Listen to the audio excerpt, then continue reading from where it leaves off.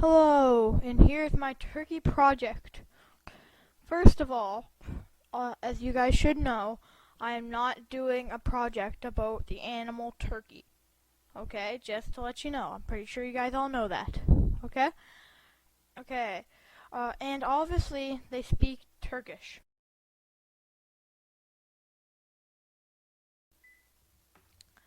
Hello, and here's the part of my subject where I talk about clothing.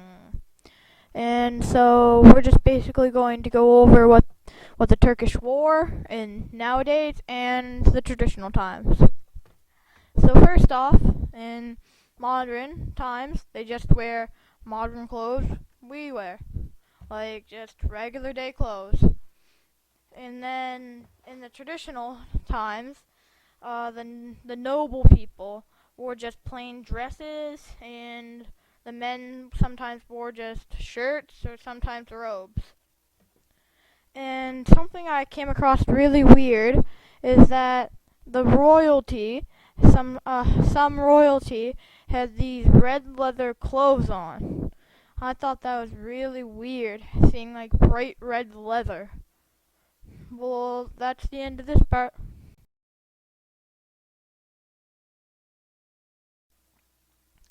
Hello, and here's the third part of my Turkish project, and it's food.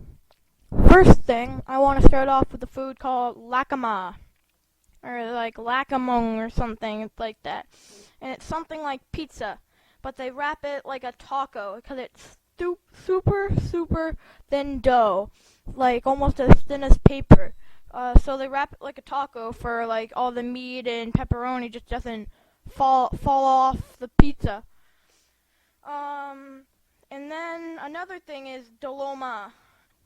It's the general name for dishes with vegetables or made with vegetables, like such as a salad. They might call it like doloma kishi or something. They have a word on the end, but doloma is just the general word for leaves or vegetables. That's the end of this part.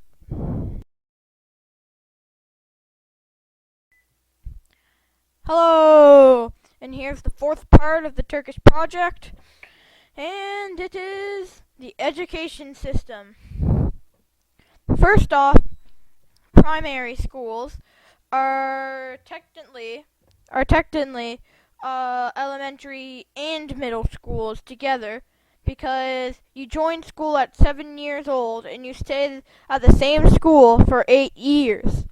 Then they go to high school, which I find pretty crazy. And plus, you stay this with the same teacher all the years in the elementary slash middle school year. I think that's crazy that you stay with the same teacher and you stay in the same school for that long. Well, that's all for this part.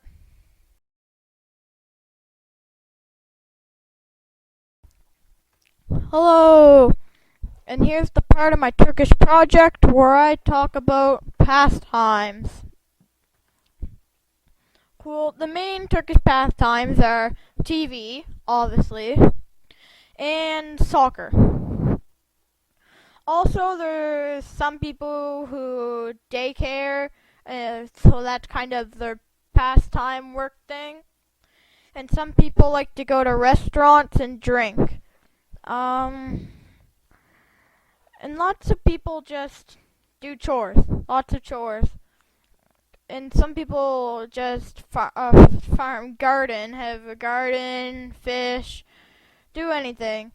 Well, that's all.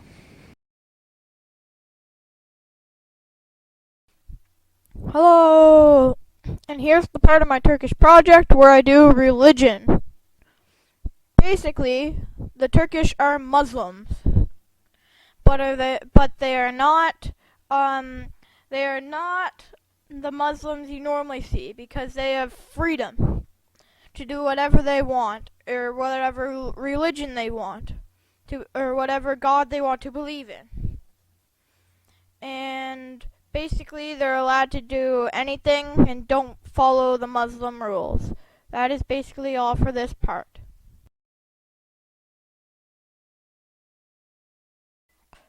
Hello!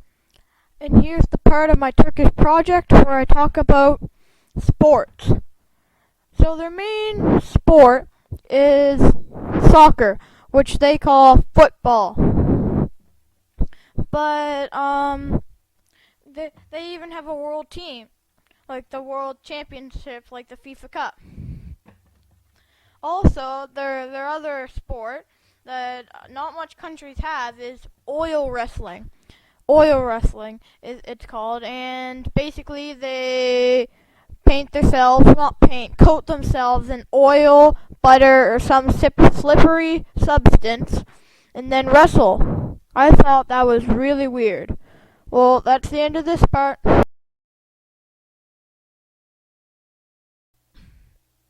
Hello! Here's the part of my Turkish project where I basically skim over the holidays with you. So this is just a light skim. I don't do every one. I just do the main important ones. First off, on January 1st is New Year's Day, obviously, okay? Everybody has that. Then April 23rd is National Sovereignty and Children's Day. Then on May 1st, it's Labor and Solitary Day. Then on May 19th, it's commemoration of Ataturk Youth and Sports Day. And on August 30th, it's Victory Day. And after the end of the Islamic month, basically that's like the Muslim month, is Ramadan. Ramadan basically is like where they don't eat for the whole day, and then at the end of the day, they basically have a giant feast. And the tenth day of the start of the Islamic month is Da Hajjiyah, which is another Muslim event where they just have a giant feast. Well, that's all for this part.